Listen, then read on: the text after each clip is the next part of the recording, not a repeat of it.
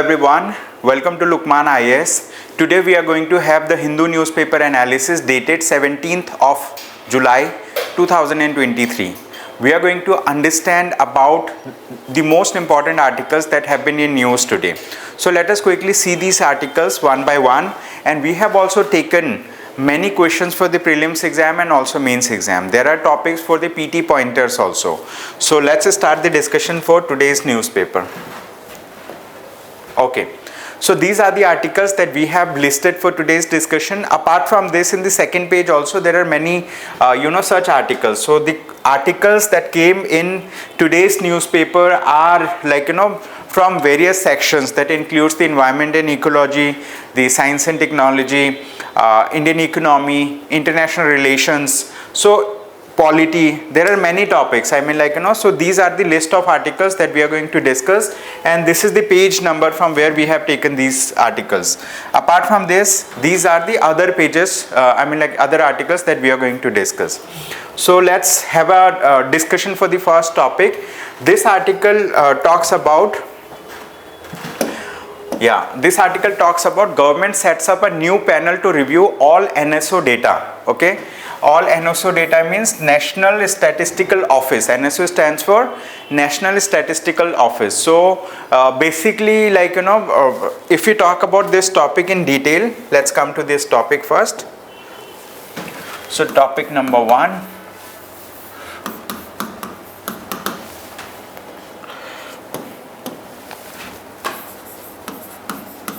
Government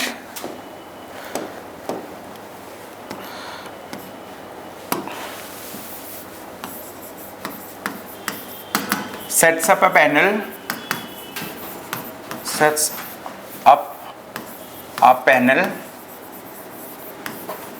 to review all NSO data. Okay, so the government of India has set up a panel to review the data of National Statistical Office. So before we start the discussion on this topic, we need to understand that recently, right, some of the prominent members of the Economic Advisory Council to the Prime Minister of India, that includes Mr. Vivek Debroy also. Okay, so what they have done, they have criticized this about the data that are used by National Statistical Office related to, let's say, formulating household expenditure survey and other surveys, right? And they have criticized that for coming up with data like consumer price index, we are still using the basket of goods and services that were prominent a decade ago. For example, that were being used in 2012 or before. So this basket of data, okay, this basket of data is old basket. This basket of data is old basket, and currently the NSO is still coming up with CPI data, consumer price index data. they are still coming up with this data that has the old basket. They have not updated yet. So there was a critical assessment. Okay, there was a critical assessment or critical comment by these expert member of the Economic Advisory Council to the Prime Minister. And just after that, the government has come into an action mode. And action mode in the sense, now they want to, let's say, update the data. They want to update the basket of data. And for that purpose, what they have done is, they have changed a body structure of a body that was earlier known as Standing Committee on Economic Statistics. Okay, earlier there was a body which is named as Standing Committee on Economic Statistics. Standing Committee on Economic Statistics.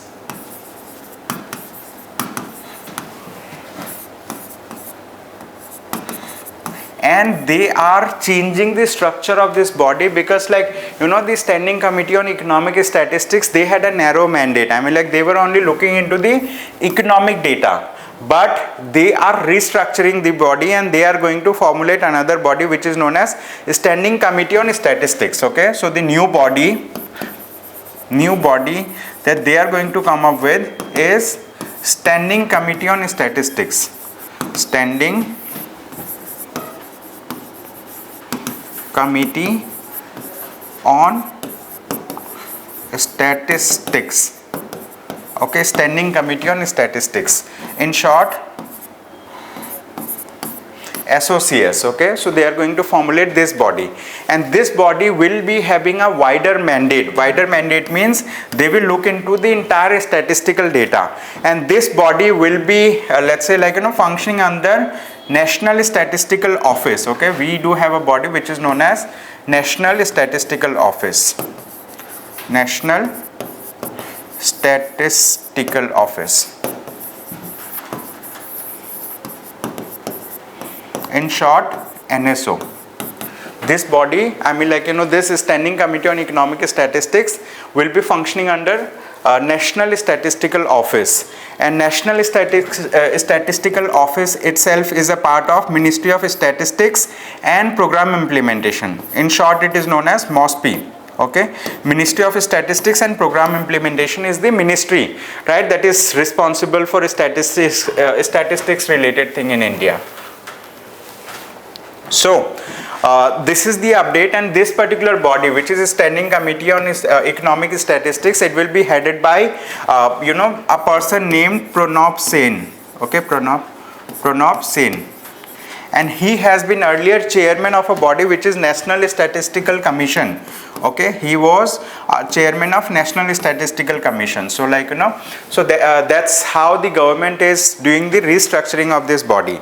And so this particular move of the government, okay, this move of the government came after a critical article that was published earlier. So that article also I have discussed earlier, like in the Hindu newspaper itself. Okay, so there was a very detailed article related to how the statistics, I mean like the data and statistics that we are using is not up to mark in the sense it is not updated. So that we have already discussed, and this topic is related to Indian economy. Okay, it is related to Indian economy and issues related to planning, mobilization of resources, growth, development and employment. Okay, so these are the things.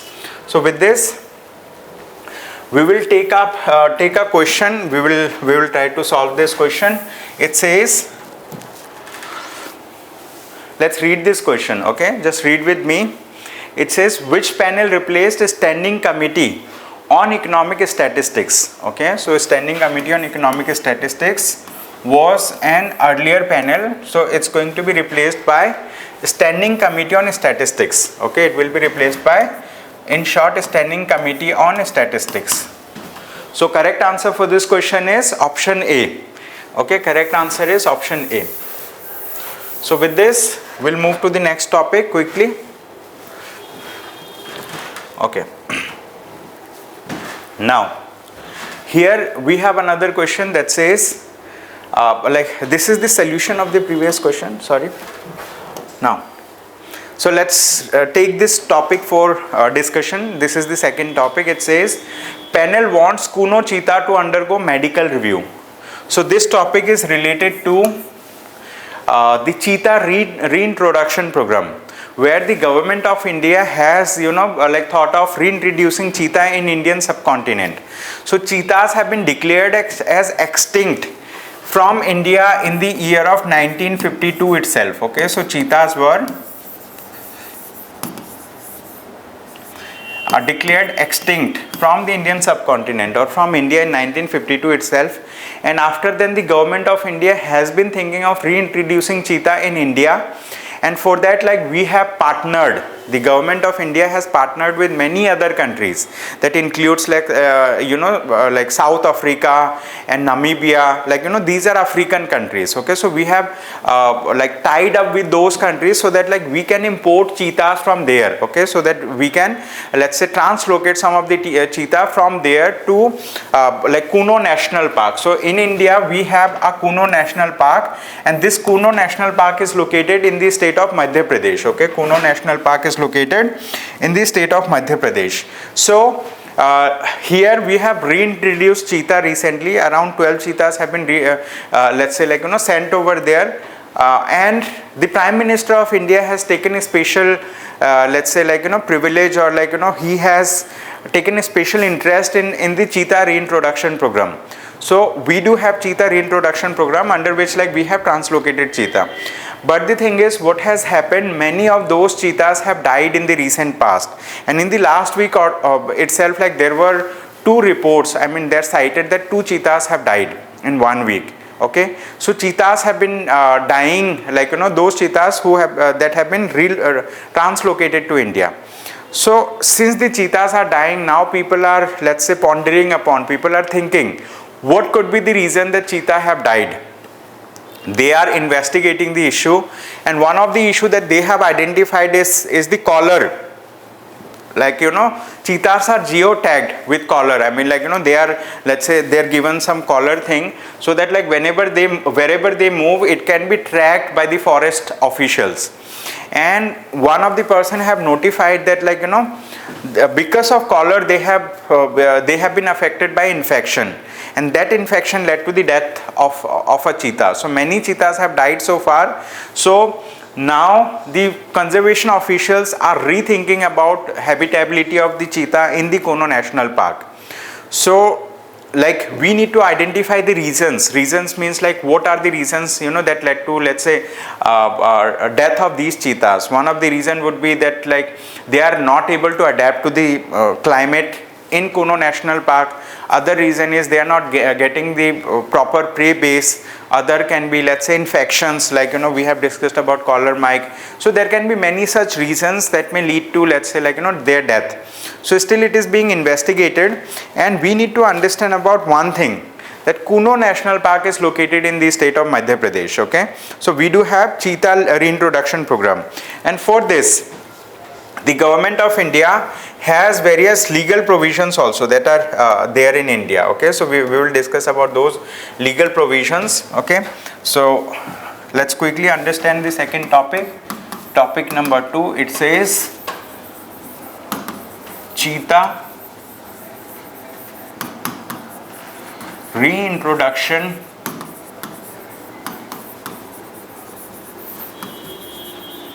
program. Okay, so under cheetah reintroduction program, we have translocated cheetah. Okay, we have translocated cheetah in Kuno National Park in India. Kuno National Park. Where is this park located? This park is located in the state of Madhya Pradesh. Okay, in the state of Madhya Pradesh. We are locating cheetah in Kuno National Park in the state of Madhya Pradesh.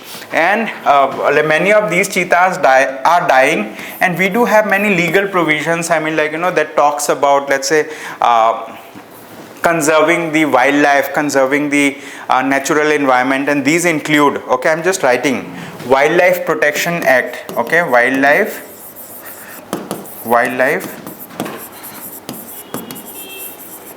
Protection Act 1972. That's one thing. Then we have this Environment Protection Act 1986. Okay, Environment Protection Act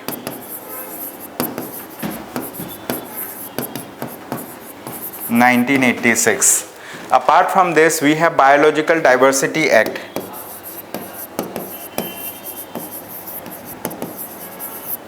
Biological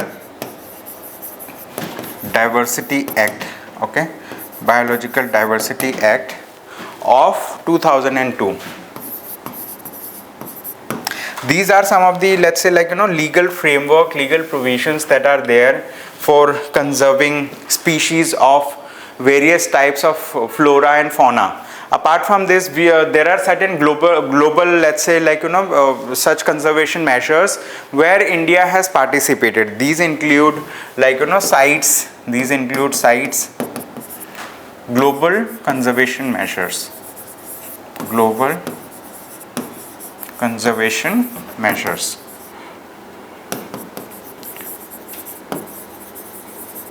and these includes sites. So conservation of international, conservation of species in international transport, right, like that. So this is one of the act. Then we have CMS. Apart from this, like Convention on Migratory Species of like animals, okay, Convention on Conservation of Migratory Species of Animals. Then CBD, Convention on Biological Diversity. Apart from this, we have Global Tiger Forum, GTF. So these are some of the, let's say, global conservation measures that are available. So with this, let's talk about another topic, and we will keep on taking some questions also in the middle of the discussions. Okay, we will keep on taking questions. So this is another question. Let's discuss this one. It says China event raises concern over India's only ape. Okay, China's concern raises. So we are going to understand about this ape species. Okay, so this is known as Hulog gibbon. Okay, this species is known as Hulog gibbon. This Hulog gibbon is unique to Northeast India, okay, and it is one of the 20 species of ape at high risk of extinction. Okay, so like this particular species is at high risk of extinction, and this Hulog gibbon is the fastest, okay, it is the smallest, okay, this gibbons, this smallest and the fastest of all apes. These gibbons, they are smallest and fastest of all apes. This is important. And so, the conservation status of India's only ape was cause of concern at the global event on gibbons held a week ago in China. So recently in China, there was a, let's say, conservation event, and in that event they have discussed about the conservation status of Hulog gibbon. So they have said that Hulog gibbons are at very high risk of extinction. So we need to protect Hulog gibbons. This is one part. Apart from protecting Hulog gibbon, we also need to understand what is the conservation status. How many different types of Hulog gibbons do we have? Okay, so we are going to discuss about these Hulog gibbons. We will talk about their, let's say, types of Hulog gibbons. So let us discuss about it, because these facts may be important for the prelims exam. Topic 3. So we are going to Hulog, okay, HOOLOCK, Hulog gibbons. So some of the facts I am writing for you. What are the facts? Number 1, okay, Hulog gibbons. These they are the smallest, Hulog gibbons are the smallest and fastest of all apes. Okay, they are the smallest and fastest of all apes. This is a very important statement. Okay, that may seem to be wrong, but this is right. It may come in the prelims exam directly. Apart from this, they are in high risk of extinction. So there is a global gibbon network also. Okay, there is global gibbon network, and this particular global gibbon network is trying to protect, okay, it is trying to protect Hulog gibbons, or all the species of ape in the world. Apart from this, there are two types of, okay, so there are two types of Hulog gibbons. We are going to write about it. We are going to write about their IUCN status also. Okay, there are two types of Hulog gibbons. Number 1 is Western Hulog gibbon. Number 2 is known as Eastern Hulog gibbon. Eastern Hulog gibbon. Okay, one is Western Hulog gibbon, second is Eastern Hulog gibbon. These Western Hulog gibbons are found, okay, these Western Hulog gibbons are scientifically known as hulok, and they are endangered. Okay, so these Western Hulog gibbons are in endangered category under IUCN. Okay, so IUCN lists the Western as endangered. And if I talk about Eastern Hulog gibbons, IUCN status is for Eastern Hulog gibbons is vulnerable. Okay, IUCN status is vulnerable for eastern hoolock gibbons. These are two important information. Apart from this, the western hoolock gibbons are found in Arunachal Pradesh. Okay, western hoolock gibbons are found in Arunachal Pradesh, and eastern hoolock gibbons are found elsewhere. They are found elsewhere. These are some of the important information related to hoolock gibbons. And recently, there is a non-profit organization in Northeast which is known as Aranyak. Okay, Aranyak is an NGO that works for the conservation. Okay, it is working for the conservation of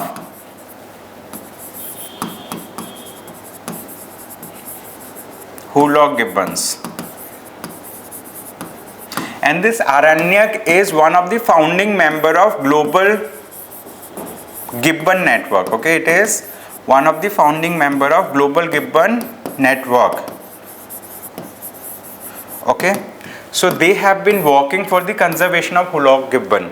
This is a very important information. And there is a body also. Apart from this, I'm going to write down name of that body as well. Okay, there is a body also. Name of that body is the Center for Cellular and Molecular Biology. Okay, it is a Hyderabad based institute. Center for Cellular and Molecular Biology. So this particular institute has identified that there is only one species of hoolock gibbons, right? There is only one species of hoolock gibbons. There is only one species of hoolock gibbons. Okay, HG I am writing in short. Okay, earlier they have thought there are different species based on their, let's say, outer coating and all, but now they have identified that there is only one species in India. Okay, there is only one species of hoolock gibbon in India, and currently its overall population across the world, overall population of hoolock gibbons across the world is 12,000. Okay, overall population. So it's very important that we need to conserve hoolock gibbons. So with this, we will move to the next topic quickly. Let's move to this topic. And before that, we do have a question for us to solve. Let's solve this question. It is for the prelims exam. It says, with reference to hoolock gibbon, consider the following statements. It says it is the only ape species found in India. This is right. Okay, because there was a study by Center for Cellular and Molecular Biology. Okay, Center for Cellular and Molecular Biology, which is based in Hyderabad. So they have done a study and they have identified that it is the only ape species which is found in India. Second, it says they are found between south of the Brahmaputra river and east of the Dibang river. It is also mentioned in the newspaper article itself. Third, it says they are the largest and fastest of all apes. Okay, hoolock gibbons are not the largest, they are the smallest. Okay, they are the smallest and fastest of all apes. Fastest of all apes. They are the smallest, not largest. So third statement is wrong. Fourth, it says it is listed on Schedule 1 of the Indian Wildlife Protection Act 1972. This is also right. Okay, so we discussed about Wildlife Protection Act 1972. These are some of the conservation conservation or legal framework that is available. So it says how many of the above statements are correct. How many of them are correct? Okay, we need to identify. So how many are correct? Yes. So C means only 3 of them are correct. Okay, only 3 of them are correct. It means the third statement is not correct. Okay, 1, 2 and 4, these statements are correct. So you can read the solution in your free time, although I have explained all of it, right? during the discussion of Holoc Gibbons. This topic is very important for environment and ecology section. You need to read this topic in your free time, okay, because it may be asked in the prelims exam. So that's why I have taken time to discuss it, right? I have discussed it, let's say, in detail. Then this is another topic which is very important. This topic is related to environment and ecology, and this species was recently in news. We will understand about this species. It says commonly found cicada species, okay, sheds foreign tag to embrace Indian identity. You see, this is cicada species. It's a kind of fly, and if we talk about its leg, so in the leg, it has, okay, it has three portions, three bending. For example, we have just one bending over here. They have three bending like that, okay, like one bending, other bending, two bending, we can say, right? They have three bending in the middle.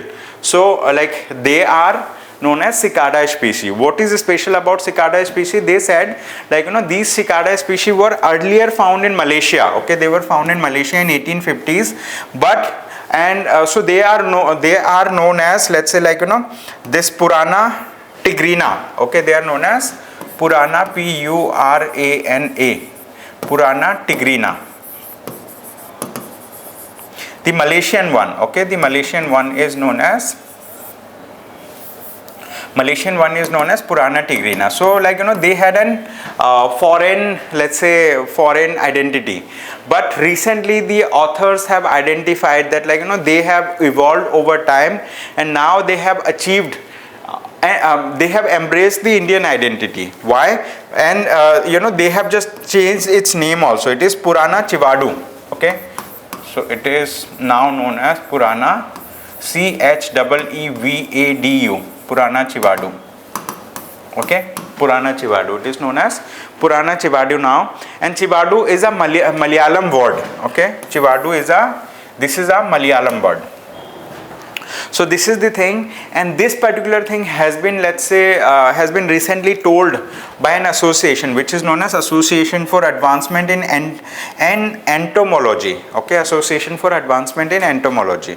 So this organization has recently done a study over here, and they have understood that it has assumed a new identity, Indian identity.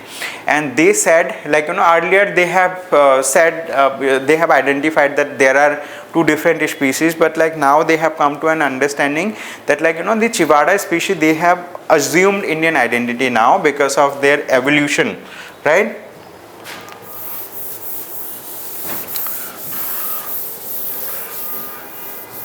Okay, so with this, let's talk about another topic quickly.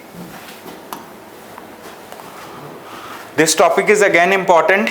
This topic is important under GS paper 1 for society section and GS paper 2, okay, GS paper 2 under this thing, constitutional features. This topic is related to Uniform Civil Code. It says Uniform Civil Code is not against Muslim. It was evolved with a secular outlook, okay, so it was evolved with a secular outlook. What? Uniform Civil Code. So let's understand about what is Uniform Civil Code. And so if we talk about Uniform Civil Code, so it's a kind of, let's say, there is an article in the Constitution of India. This is article number 44. This is part of the directive principles of state policy. So this says that the government should try to achieve Uniform Civil Code in India. This Uniform Civil Code was first of all, introduced during the, that time the law minister was Dr. B.R. Ambedkar. Dr. B.R. Ambedkar was the law minister of India initially. And that time the Prime Minister of India was Jawaharlal Nehru, right? So they have proposed this Uniform Civil Code. They wanted to implement Uniform Civil Code, but because of resistance from multiple areas, so they did not they could not, let's say, implement this.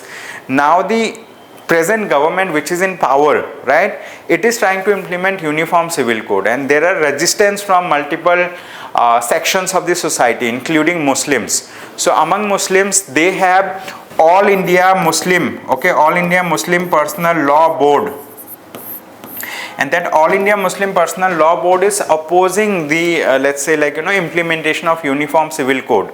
Not only this, among other sections also, let's say they are opposing, citing their own reasons, because this Uniform Civil Code is not in sync with the personal laws that govern marriage, alimony, divorce, adoption, inheritance, like that. Okay, so it is not in sync. The Uniform Civil Code is not sync with the personal laws of various religions. So recently an article was written by Minister of State for Social Justice and Empowerment. Okay, Minister of State for Social Justice and Empowerment, his name is Ramdas Athawale. So he has written that Uniform Civil Code is not against Muslim. It was evolved with the secular outlook. So this is the statement that he has made. Apart from this, he has given many other political statements also, that our party is going to win with so many seats. So that's not very important for us at this point of time.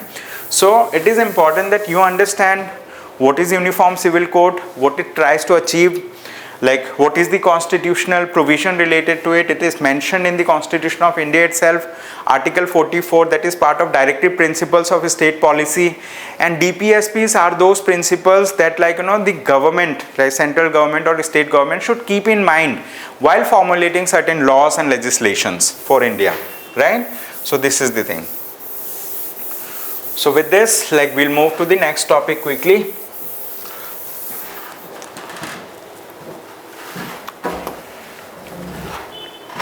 Let's discuss about this topic. It says the Ukraine counter-offensive a reality check. Okay, the Ukraine counter-offensive a reality check. So this article is related to international relations.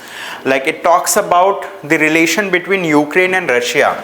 Okay, so Russia and Ukraine are in a state of war, right, among themselves. So these countries are fighting war among themselves, and many countries around the world are taking one or other side. Some countries are supporting Russia, other countries are supporting Ukraine. Okay, and then there is another party which is not a party to the war, but it is an international organization which is known as North Atlantic Treaty Organization.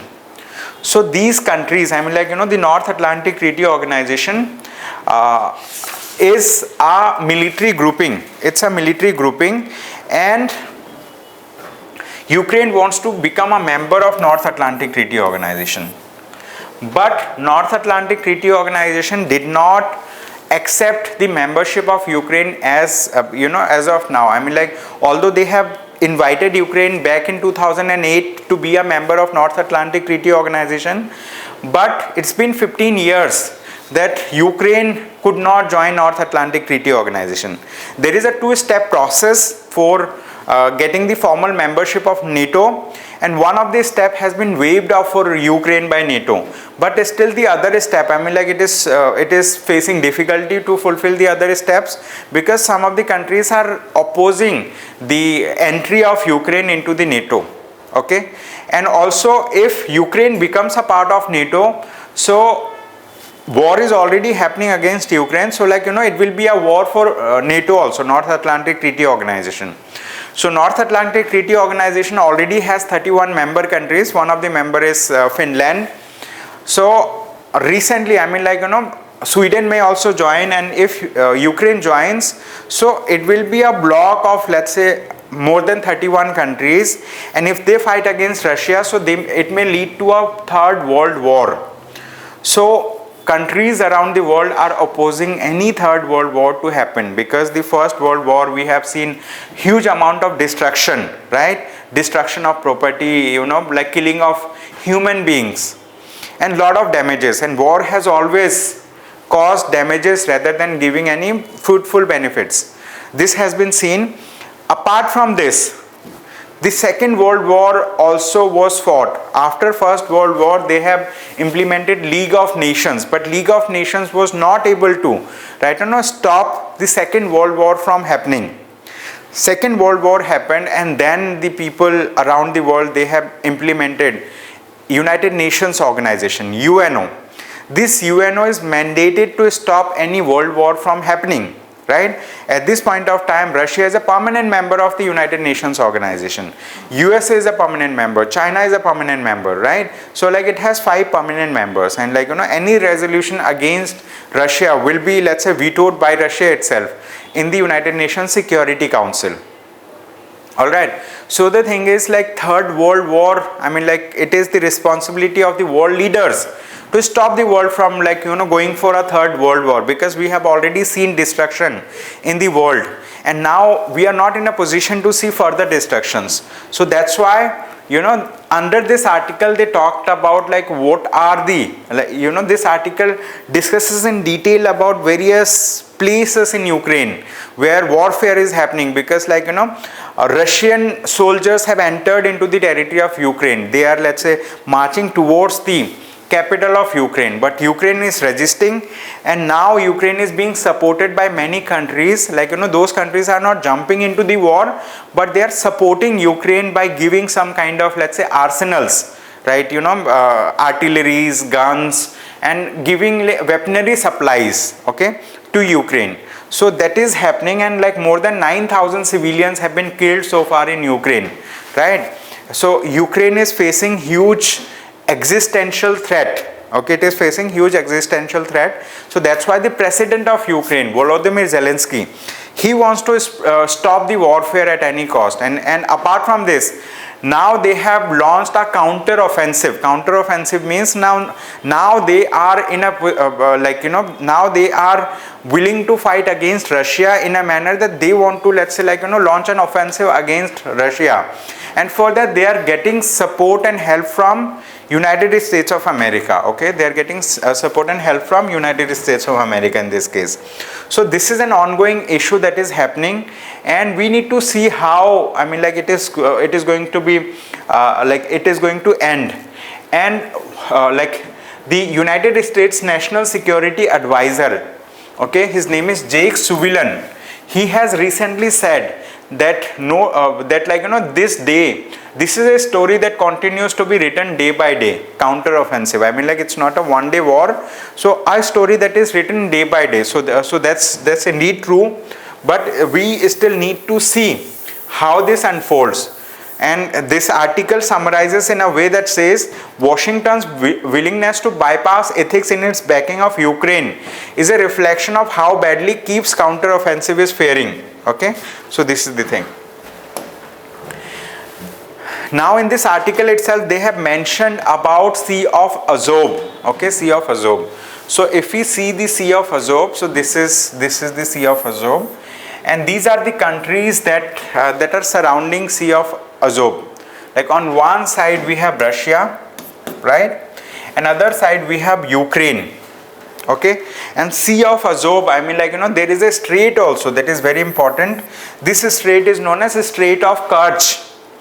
Strait of Kerch connects Sea of Azov with Black Sea. Okay, it connects Sea of Azov with Black Sea. You know that strait is a narrow channel of water that connects two water bodies. So what it is doing, it is connecting these two water bodies, Sea of Azov and the Black Sea.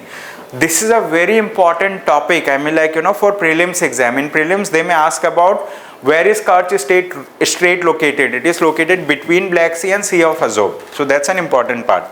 Apart from this, you can see this map also.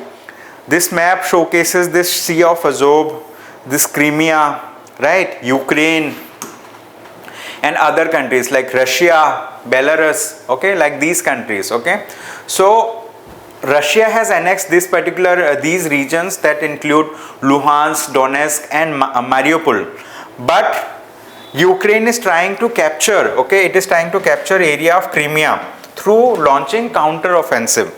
Okay, so this is an ongoing activity that is happening on a day-to-day basis.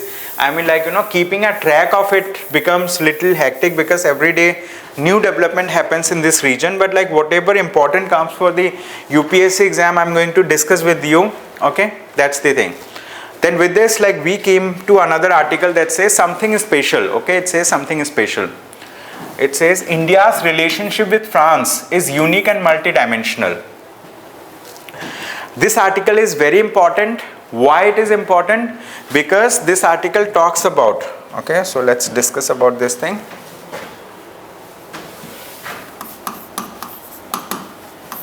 Name of the topic is something special. Name of the topic is something special.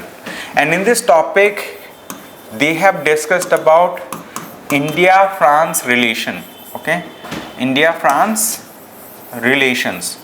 So it's a kind of bilateral relation between these two countries, and it is very important for GS paper 2 of the mains exam. Okay, why it is in news? Because recently the Prime Minister of India has visited, visited where?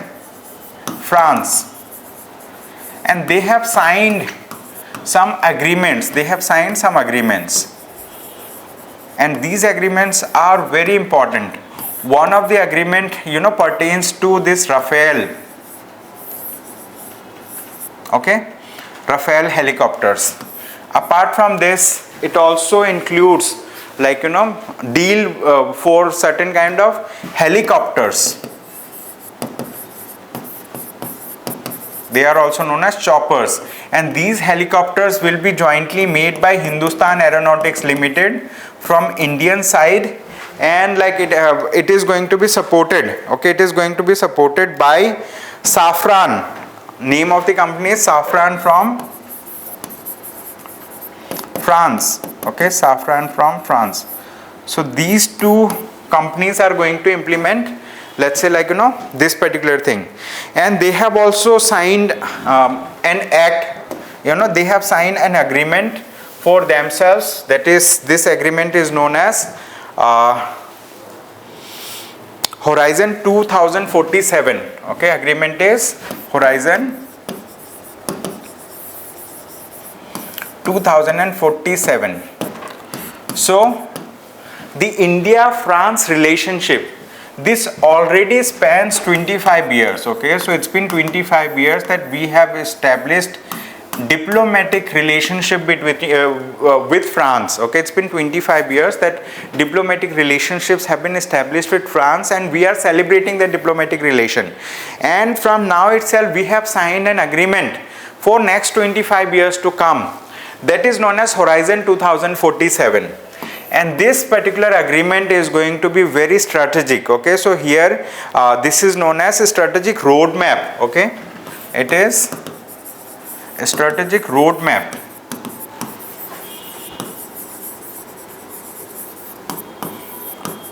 for the next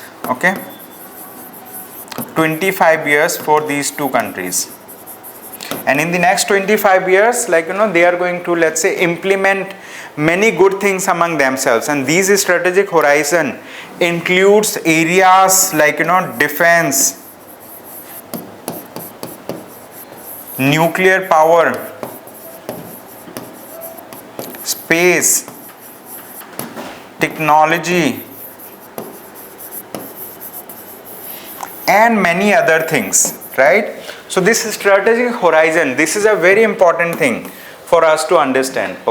That we have signed a strategic horizon with France. So this article talks about India-France relationship. So with this, we will move to the next topic quickly. This topic is again important. It says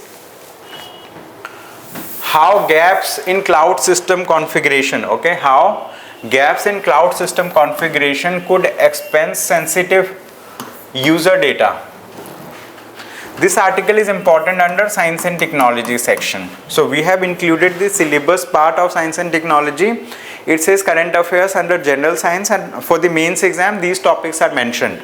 So this article is very important because this article talks about sensitive user data. What are some of the recent examples of data breaches in cloud environment? How do system misconfiguration happen? What is the most effective approach to secure sensitive information in the cloud? So this topic is talking about how do we protect the data that is set in the cloud. So this is a science and technology related topic, and we are going to discuss this topic, how gaps in cloud system configuration. So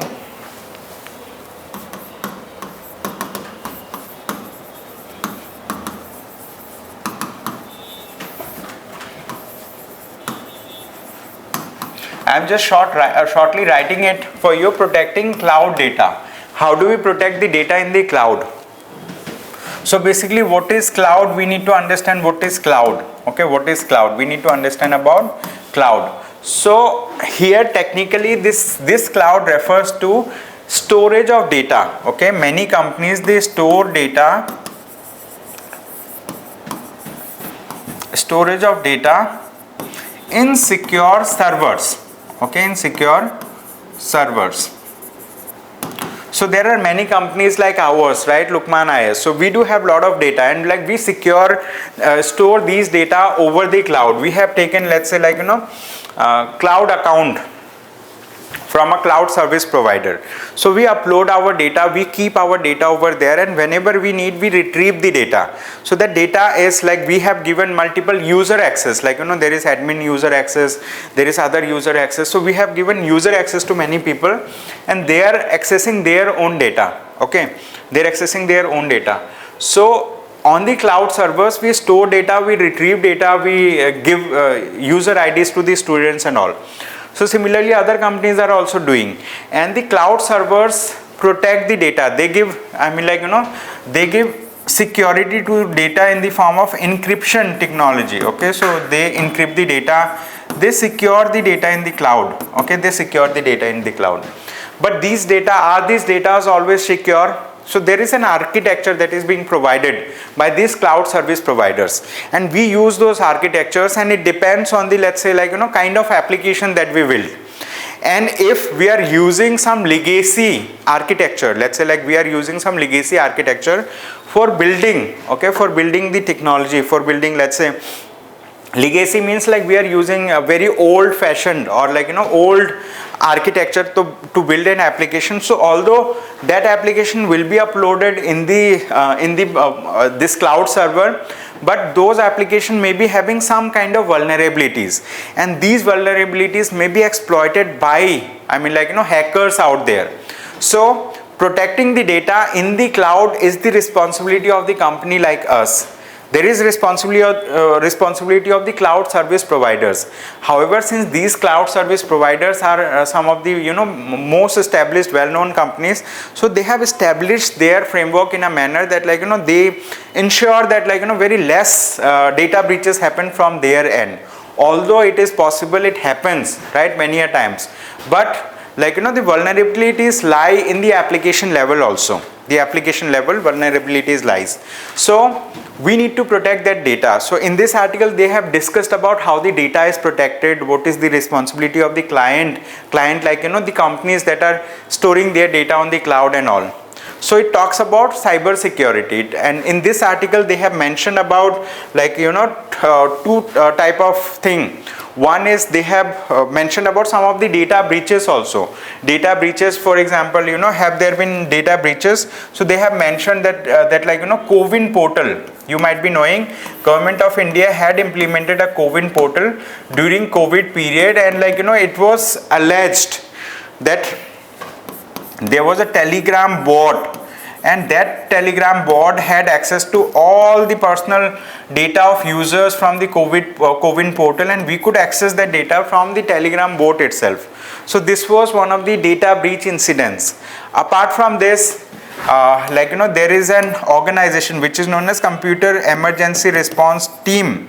Okay, CERT-IN. Okay, so this Computer Emergency Response Team is working towards, let's say, securing the critical infrastructures in India, critical digital infrastructures in India. Apart from this, there have been an incidence of data breach in ICICI Bank, and also university admission, EDU data. So these have been breached, these are incidences. And what is cloud storage and why companies use it? So I have already explained. Cloud storage means these cloud service providers, they have their data centers that are located in different countries across the world, and they provide this storage facility in the cloud storage, and we as companies, we upload our data, we keep our data secure, and whenever we need, we download those data, we retrieve the data.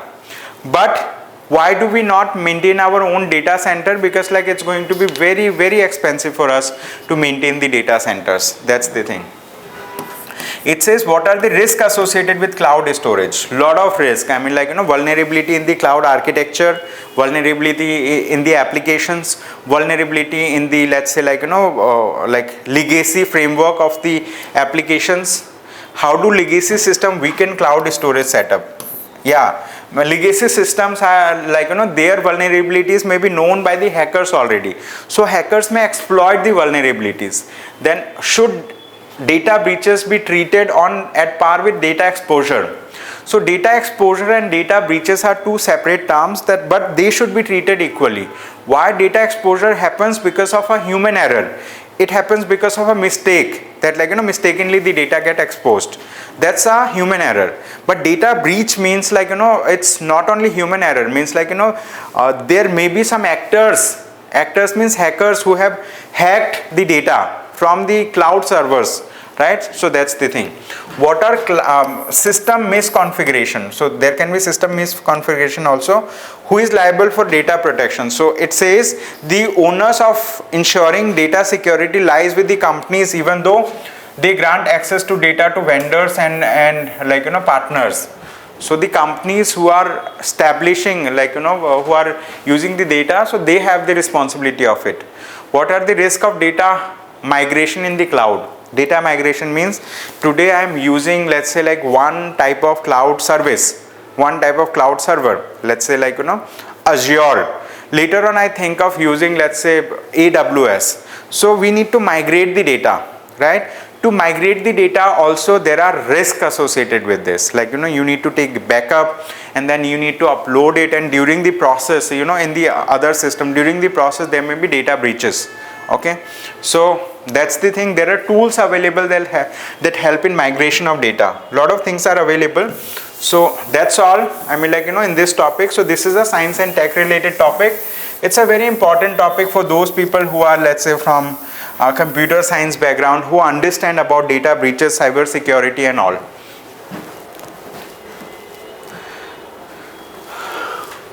Then we have another topic. It says Supreme Court Collegium's quiet transparency driving change.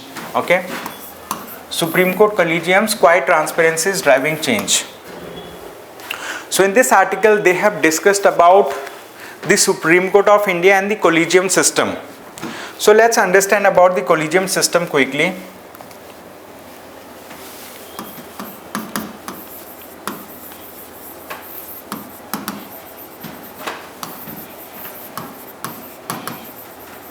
Collegium system in the Supreme Court of India.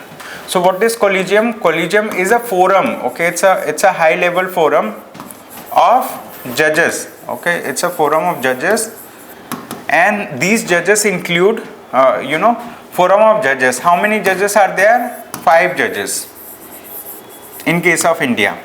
One of the judge is the Chief Justice of India. One of the judges, the Chief Justice of India. And apart from this, 4 senior most judges of the Supreme Court of India.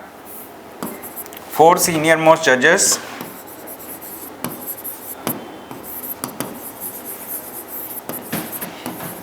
of the Supreme Court of India are member of this particular Collegium system. Okay, so Chief Justice of India plus 4 senior most judges, that includes 5 judges, and these the Collegium of the Supreme Court of India takes decision related to appointments. Okay, appointments of judges in the High Courts and the Supreme Court. Okay, appointment of judges in the High Court and the Supreme Court, they take decision related to this. They also take decision related to transfer. Okay, transfer of judges. So the Collegium system is there, and this Collegium system is important for the judiciary. Why? Because it gives independence to the judiciary to choose members for themselves. Okay, so that keeps the judiciary, let's say, like, you know, little isolated or insulate from the executive pressure. Okay, so this collegium is important. And in this article, basically yesterday there was an article that talked about the Supreme Court of India collegium, where they have discussed about, let's say, 5 high courts in India. They have discussed about 5 high courts in India and giving permanent judgeship. Okay, permanent judgeship to various judges in those high courts. Those high courts include, right, Kerala High Court, Guwahati High Court, like Guwahati High Court, right? Then that include Arunachal Pradesh High Court, Calcutta High Court, right? So that's the thing. So this article is related to that. You need to read about this article in free time to understand about, let's say, collegium systems, quite transparency is driving change. Okay, so collegium system is transparent, but they are taking decision what they are discussing. So this is not made public generally. So this is for the independence of the collegium system itself. So with this, we will move to the next topic. You can read this article in your free time to learn more about it. This article is very important because on the basis of this article we have framed questions for the prelims exam, and also we have framed question for the mains exam. Okay, we are going to discuss this. It says prelims, current affairs, mains, GS paper 3, disaster management. Okay, disaster and disaster management. So it says lighting not a natural disaster, says center. So this article is related to categorization of lightning as a natural disaster. Recently the central government has, this article, the Hindu newspaper, these people have interacted with the government officials, and after interacting, the government officials said we are going to share the information, but anonymity must be maintained. Okay, so they said that the central government does not want to include lightning as a natural disaster. Why? The moment central government gives an approval for including lightning as a natural disaster, in that case anyone who is dying of natural lightning, so they have to be compensated under a state disaster response fund.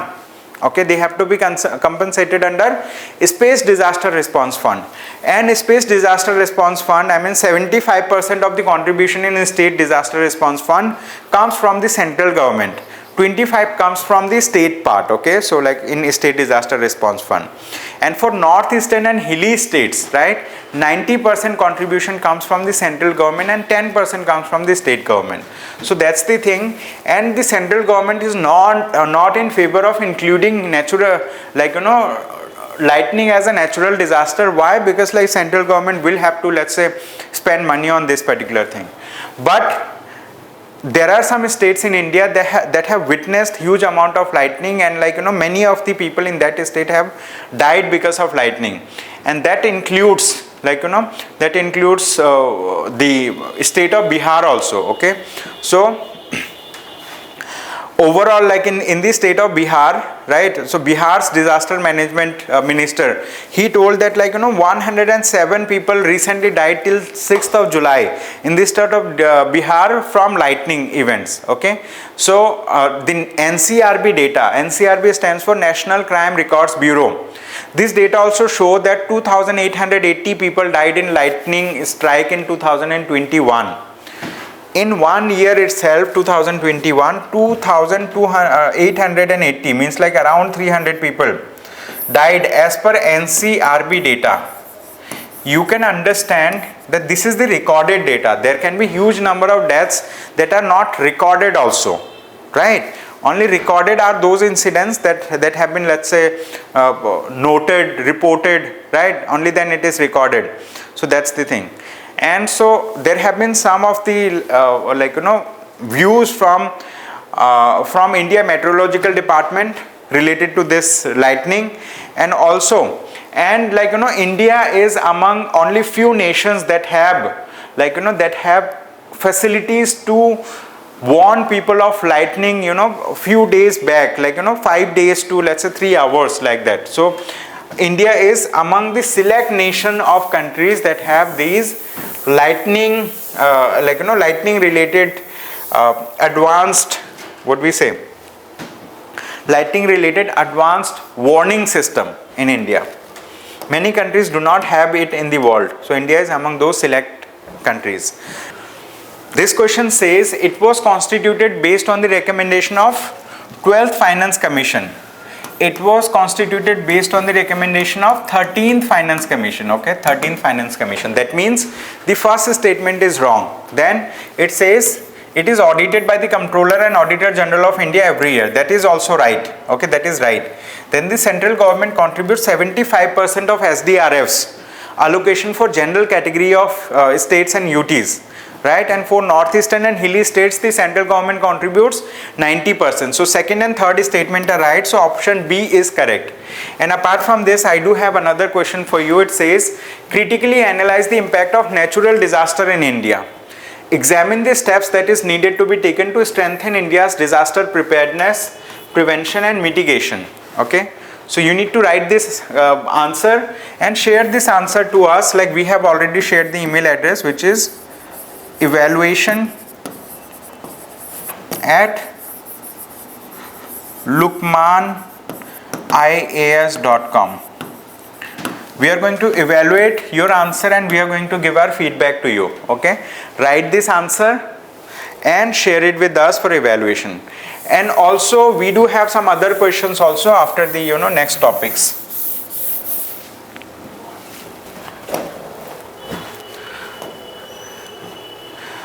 Another topic, it says PSLV C56 lift off with 7 satellites. Okay, so PSLV stands for Polar Satellite Launch Vehicle. The Indian Space Research Organization has various categories of launch vehicle and they use various categories of launch vehicle for various purposes. Recently the Indian Space Research Center has launched Chandrayaan 3 and they have launched Chandrayaan 3 with geosynchronous or satellite launch vehicle. I mean that is GSLV Mark 3. Okay, so launch vehicle Mark 3, that is known as launch vehicle Mark 3. So they have launched Chandrayaan with launch vehicle Mark 3. Chandrayaan 3 with launch vehicle Mark 3 they have launched. Now PSLV C56 will be used for launching 7 satellites and they are going to launch these 7 satellites into the low Earth orbit. Where? Low Earth orbit.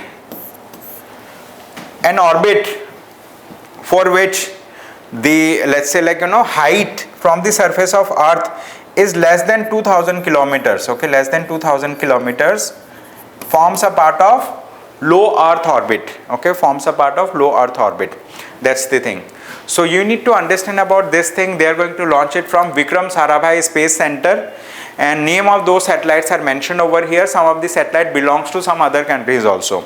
They have written the name of the satellite. So this is just a short topic just to make you understand about the launch vehicle and all. We can discuss in detail about the type of orbits that we have, type of launch vehicles that are used by Indian Space Research Organization. But that's a part of static class. Okay, it's static class on science and technology. So we'll be restricting ourselves to this much in this article. Now there is another question for you. It says India's space sector has achieved great heights. Trace its evolution and its achievements. Okay, so we need to trace the evolution and achievement of India's space sector.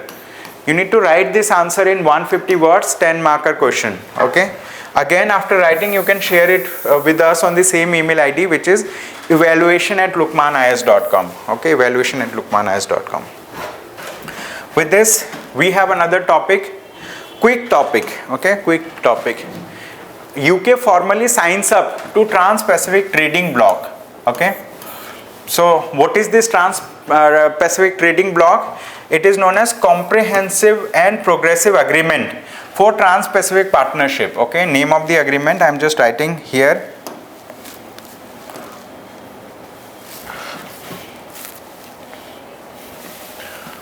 Name of the agreement is Comprehensive and Progressive Agreement on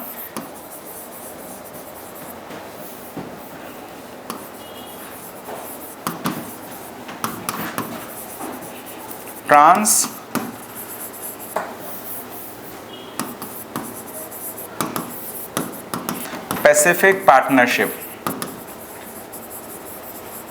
Okay, Trans-Pacific Partnership.